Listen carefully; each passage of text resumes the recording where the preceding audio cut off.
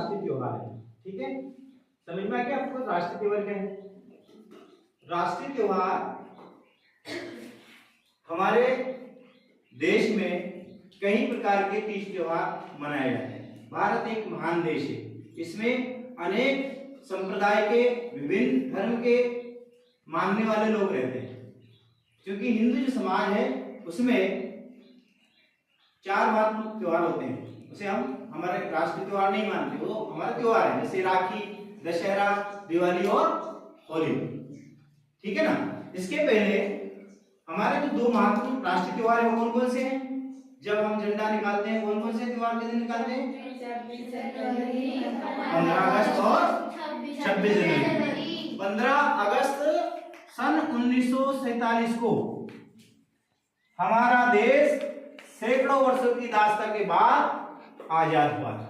कई लोगों की जाने गई, उन लोगों ने देश के लिए अपने प्राण न्यौछावर कर दिए, तब जाकर के हमको हमारी जो स्वतंत्रता मिली। 15 अगस्त सन 1947 को हमारा देश आजाद हुआ और अनेक क्रांतिकारी भगत सिंह, चंद्रशेखर आजाद, महान नेताओं ने अपने देश के लिए, आजादी के लिए लड़ाई लड़ी और अंततोगत्वा 15 अगस्त 1947 को हमारा देश आजाद हुआ।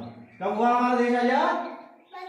15 अगस्त 1947। इसके बाद आजाद होने के बाद जो दूसरा महत्वपूर्ण राष्ट्रीय त्योहार है, एक पहला राष्ट्रीय त्योहार तो हमारा 15 अगस्त हुआ, जिसे हम स्वतंत्रता दिवस कहते हैं। स्वतंत्रता दिवस नाम इसलिए दिया गया है क्योंकि इस दिन हमारा देश स्वतंत्र हुआ था। पहले परतंत्र था और इसके बाद क्या हो गया? स्वतंत्र हुआ। इस वजह से हम हर वर्ष 15 अगस्त को स्वतंत्रता दिवस के रूप में मनाते हैं। दूसरा महत्वपूर्ण त्योहार हमारा 26 जनवरी। 26 जनवरी 1950 को हमारे देश का संविधान लागू किया गया था। इस दिन हमारे देश का संविधान बना था। संविधान में आपने डॉक्टर अंबेडकर जी का नाम सुना है? उनका पूरा नाम डॉक्टर भीमराव अंबेडकर। उन्होंने हमारे भारत के जो संविधान के निर्माण समिति के वो सदस्य अध्यक्ष थे, उन्होंने हमारे जो संविधान का निर्माण किया है और इस संविधान के निर्माण को, पूरे संविधान को बनने में 2 वर्ष 11 माह और 18 दिन का समय लगा। 2 साल हो गए, 11 महीने और 18 दिन का समय हमारे भारतीय संविधान को बनने में लगा। इसके बाद हमारे यहाँ पर फिर जब देश स्वतंत्र हो गया, संविधान लागू हो गया, तो संविधान किसे कहते हैं? संविधान उन नियमों के संग्रह को कहते हैं जिसके द्वारा किसी देश का शासन चलाया जाता है। संविधान किसे कहते हैं? संविधान उन नियमों के संग्रह को कहते हैं जिसके द्वारा किसी देश का शासन चलाया जाता है। और हमारा संविधान बहुत बड़ा है, विस्तृत है। हमारा संविधान विश्व के संविधान से अलग है।